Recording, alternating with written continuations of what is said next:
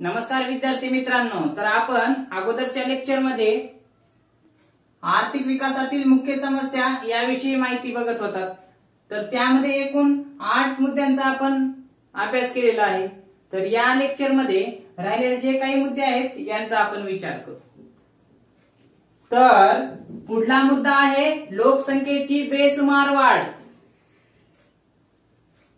ज्या देशामध्ये लोकसंख्या ही बेसुमार किंवा मोठ्या प्रमाणावर किंवा लोकसंख्येचा विस्फोट झालेला असतो, लोकसंख्या भरमसाठ झालेली असते, मोठ्या प्रमाणावर वाढलेली असते, त्या देशाचा आर्थिक विकास पूर्णतः झालेला नसतो। म्हणजे ते देश विकसनशील किंवा अविकसित आपल्याला पाहायला मिळतात। विकसित देशांचा जर विचार केला, त्या देशामध्ये लोकसंख्येवरती कुठेतरी नियंत्रण आहे।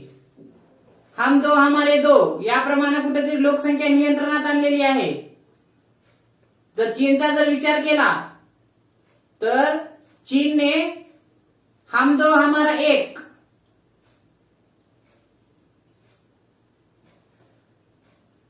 असे योजना काढलेली आहे आणि ती योजना कार्यक्षमपणे लागू केलेली आहे। पण भारतामध्ये हम दो हमारे दो असो किंवा कोणतेही असो, ही जरी कागदपत्री जरी योजना असली तर प्रत्यक्षात मात्र पूर्णतः त्याचं इम्प्लिमेंटेशन झालेलं नाही किंवा लागू झालेलं नाही, हे लक्षात। म्हणून भारताचा जर विचार केला तर लोकसंख्या बेसुमार वाढलेली आहे, लोकसंख्येचा विस्फोट झालेला आपल्याला दिसून येतो। म्हणून भारताचा आर्थिक विकास पूर्णतः झालेला नाही हे आपल्याला म्हणता येते। कोणत्याही अविकसित किंवा विकसनशील देशांचा जर विकास घडवून आणायचा असेल, विकसनशील किंवा अविकसित देशांचा जर विचार केला आणि त्यांचा जर विकास घडवून आणायचा असेल तर त्या देशामध्ये लोकसंख्येवरती कुठेतरी नियंत्रण असलं पाहिजे। कारण देशामध्ये जे काही नैसर्गिक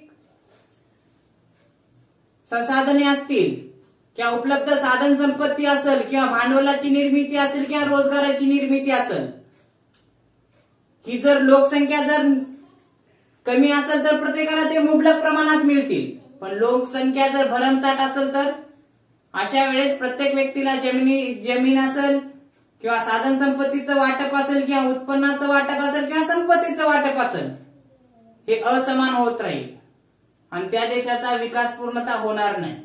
म्हणून देशाचा जर आर्थिक विकास पूर्ण घडवून आणायचा असेल तर लोकसंख्येवरती कुठेतरी नियंत्रण आणलं पाहिजे। जर भारताचा जर विचार केला तर मोठ्या प्रमाणात लोकसंख्या वाढलेली आहे।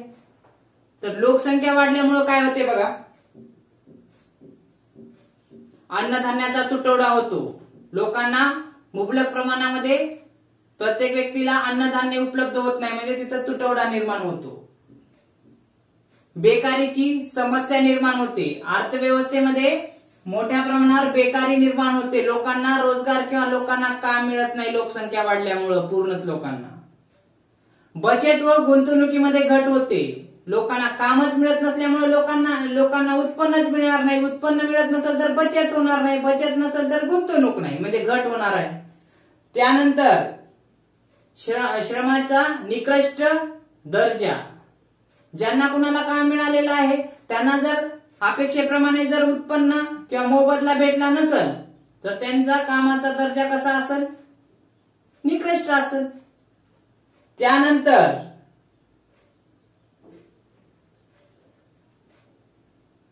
लोकसंख्या जास्त असेल तर शासनाला समाजासाठी किंवा लोकांसाठी योग्य ते निर्णय, योग्य ते योजना अंमलात आणता येणार नाही। त्याबरोबरच जे काही आर्थिक विकास होणार आहे त्या विकासाची गती कमी होते, हे लक्षात। म्हणजे लोकसंख्या बेसुमार वाढल्यामुळे अन्नधान्याचा तुटवडा, बेरोजगारीची अडचण, बचत व गुंतवणुकीमध्ये घट, श्रमाचा निकृष्ट दर्जा, विकासाचा वेग कमी, अशा बऱ्याच अडचणी निर्माण होतात आणि हे भारतामध्ये दिसून येते, हे लक्षात। तर भारताला जर आर्थिक विकास घडवून आणायचा असेल तर लोकसंख्येवरती कुठेतरी नियंत्रण किंवा लोकसंख्येची ही जी काही समस्या निर्माण झालेली आहे अर्थव्यवस्थेला, लोकसंख्येवरती कुठेतरी नियंत्रण आणून उपलब्ध साधन सामग्रीचा जर पर्याप्त वापर केला, महत्तम वापर केला आणि आर्थिक विकास जर घडून आणला तर ही एक समस्या दूर करता येईल. पुढली अडचण भांडवलाची कमतरता. आर्थिक विकासातील पुढली मुख्य समस्या म्हणून आपण भांडवलाची कमतरता हे सांगू शकतो. मी सांगितलं की भांडवलाची कमतरता ही आर्थिक विकासातील अडचण आहे. का अडचण आहे तर बघा, आर्थिक विकास जर घडून आणायचा असेल तर भांडवल जास्त असलं पाहिजे. कारण भांडवलाचं प्रमाण जर जास्त असेल तर लोक काय करू शकतात,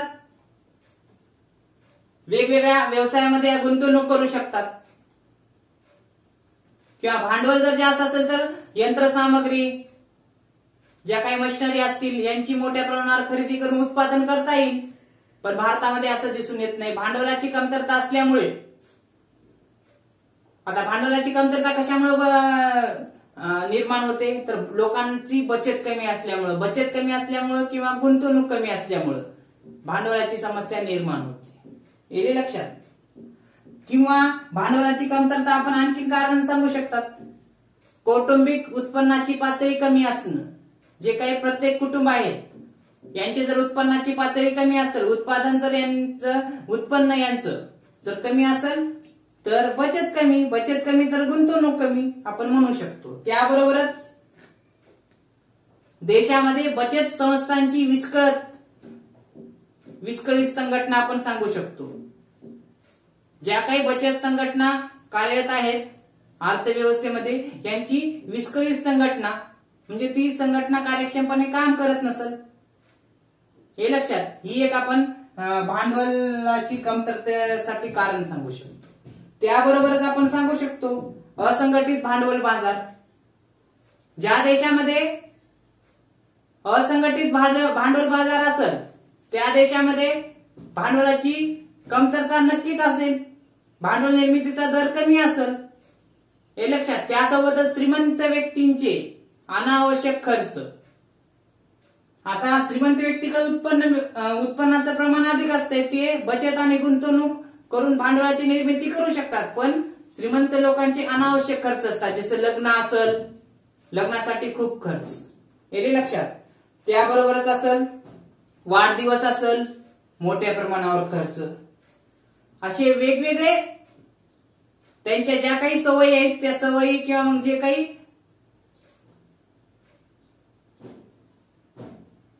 मोठ्या लोकांच्या ज्या काही सवयी असतात त्या सवयी पूर्ण करण्यासाठी ते खर्च करत असतात आणि खर्च केल्यामुळे बचत कमी होते. बचत कमी झाल्यामुळे गुंतवणुकीचं प्रमाण कमी राहते अर्थव्यवस्थेत.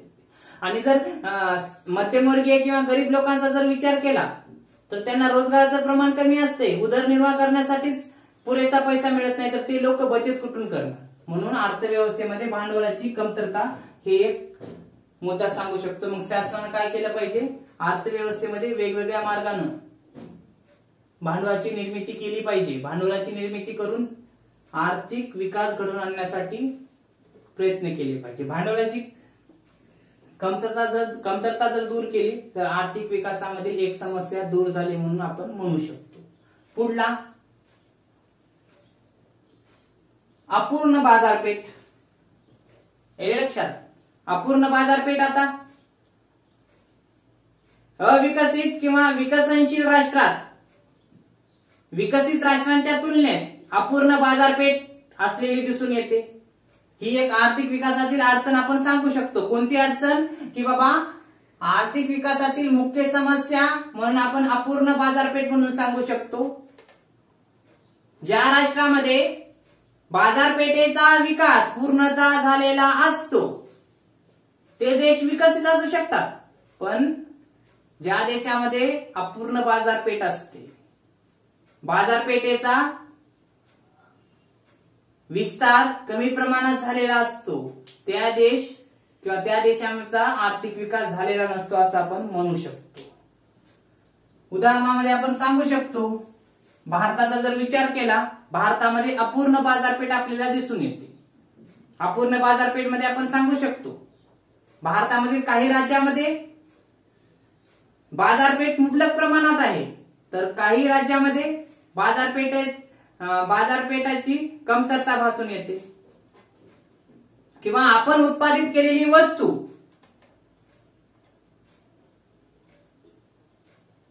ज्या विभागामध्ये लोकांना लागणार आहे तिथं जाण्याची टंचाई किंवा बाजारपेठेची टंचाई, तेव्हा बऱ्याच अडचणी निर्माण होतात. म्हणजे उत्पादित, आता महाराष्ट्राचं घ्या, महाराष्ट्रामध्ये जर उत्पादित वस्तू झालेल्या असतील आणि त्यांना जर पूर्ण भारतामध्ये आपली बाजारपेठ निर्माण करायची असेल तर महाराष्ट्राला विशिष्ट राज्यामध्येच आपली बाजारपेठेचा विस्तार करता येईल किंवा आपली वस्तू विकता येईल. कारण जेव्हा आपण उत्तरेकडील राष्ट्रांचा जर विचार केला, उत्तरेकडील राज्यांचा, महाराष्ट्रापुरता त्रिपुरा, आसाम, मेघालय, नागालँड, मणिपूर या राष्ट्रांचा जर विचार केला तर तिकडे मोठ्या प्रमाणावर बाजारपेठेचा विस्तार झाला नाही. म्हणून अविकसित किंवा विकसनशील राष्ट्रातील आर्थिक विकासातील आणखीन एक अडचण विकसित राष्ट्रांच्या तुलनेत आपण सांगू शकतो की अपूर्ण बाजारपेठ वस्तूंच्या खरेदी विक्रीसाठी असते.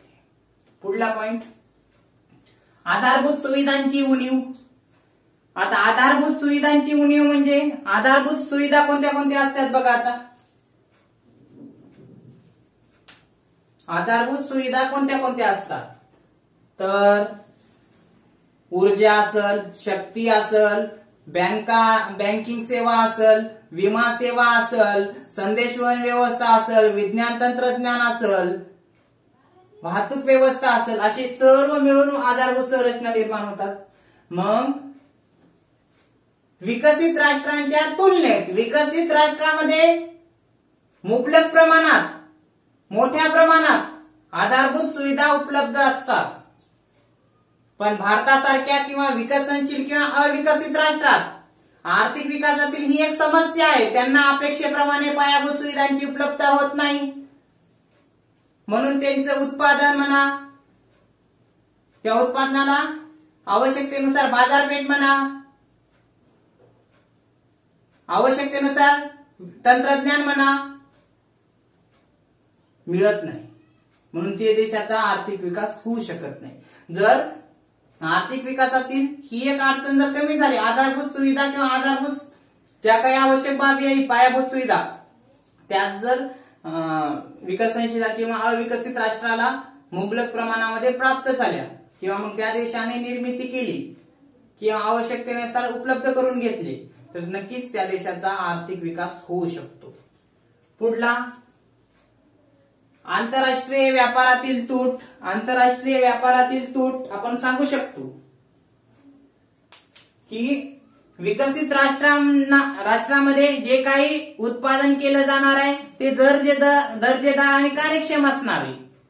आणि विकसित राष्ट्र आपल्या अपेक्षेप्रमाणे आपल्या वस्तूंची विक्री करू शकतात. पण जे काही अविकसित किंवा विकसनशील राष्ट्र असतात त्यांना आर्थिक विकास घडवून आणवायचा असेल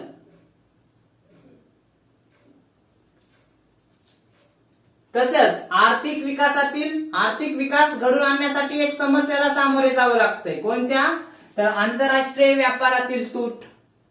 आता आंतरराष्ट्रीय व्यापारातील तूट म्हणजे निर्यातीपेक्षा आयात जर जास्त असेल तर व्यापारातील तूट होते. म्हणजे आंतरराष्ट्रीय व्यापारातील तूट म्हणजे एक देश दुसऱ्या देशाकडून जर मोठ्या प्रमाणावर जर आयात करत असेल आणि निर्यात कमी करत असेल तर ती व्यापारातील तूट निर्माण होईल. हे लक्षात. Balance of payment. तर आंतरराष्ट्रीय व्यापारातील तूट यामध्ये सांगता येईल की विकसित राष्ट्रांमध्ये उत्पादन करण्यासाठी मोठ्या प्रमाणावर भांडवलाची निर्मितीचा दर असेल, भांडवल असेल, पायाभूत सुविधा असतील, यांचे प्रमाण अधिक असते. ते देश मोठ्या प्रमाणावर उत्पादन करतात आणि इतर राष्ट्रांना निर्यात करत असतात. पण जे काही विकसनशील किंवा अविकसित देश आहेत किंवा भारतासारखे जे देश आहेत, या देशांना जी काही आवश्यक यंत्रसामग्री असेल, तंत्रज्ञान असेल किंवा भांडवल असेल, या बाबींसाठी इतर राष्ट्रांवर अवलंबून राहावं लागते. त्यामुळं त्यांना मोठ्या प्रमाणावर आयात करावी लागते आणि आयात केल्यामुळं आयात करणं, मग उत्पादन करणं आणि मग निर्यात करणं, हे लक्षात. आणि जी काही निर्यात आहे ती अपेक्षेप्रमाणे नसते. म्हणून आर्थिक विकासातील पुढची अडचण म्हणजे आंतरराष्ट्रीय व्यापारातील तूट सांगता येईल. कारण विकसनशील किंवा अविकसित राष्ट्रांना किंवा भारतासारख्या देशांना विकसित राष्ट्रावर अवलंबून राहावं लागते. तंत्रज्ञान असेल, भांडवल असेल किंवा मग जे काही आवश्यक बाब असेल. त्यामुळं आंतरराष्ट्रीय व्यापारातील तूट निर्माण होते आणि तूट निर्माण झाल्यामुळे ती एक आर्थिक विकासातील अडचण आहे. पुढला, आर्थिक नियोजनाचे अपयशी धोरण. आर्थिक नियोजन, आता प्रत्येक देशामध्ये नियोजन केलं जाते आणि प्रत्येक देशातील अर्थव्यवस्थेसाठी आर्थिक नियोजन हे आवश्यक असते. जसं रशियामध्ये 1927 साली आर्थिक नियोजन किंवा नियोजन सुरू झालं. भारतामध्ये 1950 पासून नियोजन सुरू झालं. हे लक्षात. 1927 ला रशियामध्ये नियोजन सुरू झालं. आज तो देश विकसित आहे, हे लक्षात. पण भारताचा जर विचार केला तर नियोजन करायला केले पण नियोजन अपेक्षेप्रमाणे झालं नाही, हे लक्षात. म्हणून आर्थिक विकासातील पुढची मुख्य अडचण किंवा समस्या म्हणून आर्थिक नियोजनाचे अपयशी धोरण. आर्थिक नियोजन केलं पण त्याचं नियोजन करायला केले आर्थिक नियोजन, पण त्याचं इम्प्लिमेंटेशन अपेक्षेप्रमाणे झालं नाही. जर नियोजन जर अपेक्षेप्रमाणे जर होत नसेल तर त्या देशाचा आर्थिक विकास होऊ शकत नाही. म्हणून जर देशाचा आर्थिक विकास घडून आणावयाचा असेल तर त्या देशातील जे काही आर्थिक नियोजन आहे एकत्रितरित्या ते कार्यक्षम असलं पाहिजे आणि त्याचं इम्प्लिमेंटेशन योग्य पद्धतीनं झालं असता आर्थिक नियोजन हे यशस्वीपणे राबवता येते.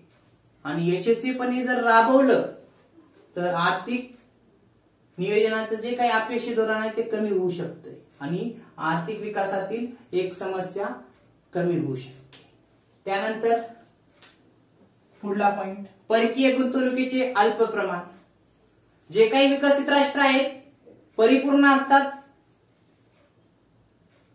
त्यामुळे ते इतर देशामध्ये गुंतवणूक करू शकतात आपल्या अपेक्षेप्रमाणे. पण जे अविकसित किंवा विकसनशील राष्ट्र आहेत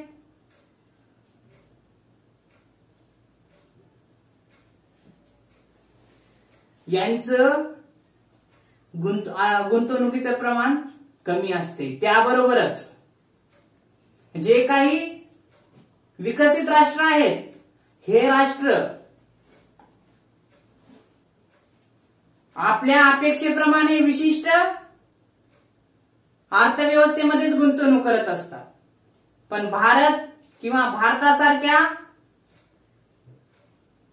विकसनशील राष्ट्रामध्ये परकीय गुंतवणुकीला ज्या काही आवश्यक बाबी लागणार आहेत, म्हणजे पायाभूत सुविधा असतील किंवा आवश्यक विशिष्ट क्षेत्र असेल, हे क्षेत्र जर परकीय गुंतवणूकदारांना जर शासनाने उपलब्ध करून दिलं, इन्फ्रास्ट्रक्चर असेल किंवा रोजगार असेल, तर ते लोक भारतामध्ये येतात. पण जर भारतामध्ये येतात, गुंतवणूक करतात, हे लक्षात. पण जर देशामध्ये जे काही नियम व्यवस्था असेल, शासनाचे जे काही नियम आहेत जर कडक किंवा काटेकोर असतील विदेशी गुंतवणुकीबाबत, तर विदेशी लोक विकसनशील आणि अविकसित राष्ट्रांमध्ये आपली गुंतवणूक अपेक्षेप्रमाणे करणार नाहीत. विकसित राष्ट्र परकीय गुंतवणुकीबाबत विकसित राष्ट्रातील शासन किंवा सरकार परकीय गुंतवणूक यावी म्हणून त्यांना जे काही नियम असतील, जे काही काटेकोर किंवा कठोर नियम आहेत त्यांचं शिथिलीकरण करतात. ते नियम शिथिल करतात, कमी करतात, गुंतवणूक येते म्हणून त्यांना आधारभूत सुविधा उपलब्ध करून देतात विकसित राष्ट्र. आणि त्या राष्ट्रामध्ये काय होते, परकीय गुंतवणूक मोठ्या प्रमाणावर असते. पण भारताचा जर विचार केला, भारतामध्ये परकीय गुंतवणुकीला 1991च्या नंतर परवानगी देण्यात आली. एफडीआय ला, फॉरेन डायरेक्ट इन्व्हेस्टमेंट किंवा परकीय जे काही विदेशी गुंतवणूक असत. म्हणून विकसित राष्ट्रामध्ये परकीय गुंतवणुकीसाठी मुबलक प्रमाणात वातावरण किंवा नियम किंवा आधारभूत सुविधा उपलब्ध करून देतात. म्हणून त्या देशामध्ये परकीय गुंतवणुकी जास्त प्रमाणात असते. तर विकसनशील किंवा अविकसित किंवा भारत किंवा भारतासारख्या विकसनशील देशामध्ये परकीय गुंतवणुकीबाबत नियम किंवा मोठ्या प्रमाणावर रिस्ट्रिक्शन असतात. त्यांना मुबलक प्रमाणामध्ये ज्या काही सोयी सवलती हव्या असतात त्या उपलब्ध करून दिल्या जात नाहीत. म्हणून परकीय गुंतवणुकीचं प्रमाण या देशामध्ये किंवा राष्ट्रामध्ये कमी असलेलं दिसून येते. म्हणून ही एक आर्थिक विकासातील अडचण आहे. मग भारतानं जर आर्थिक विकास घडवून आणायचा असेल तर परकीय गुंतवणुकीला मोठ्या प्रमाणावर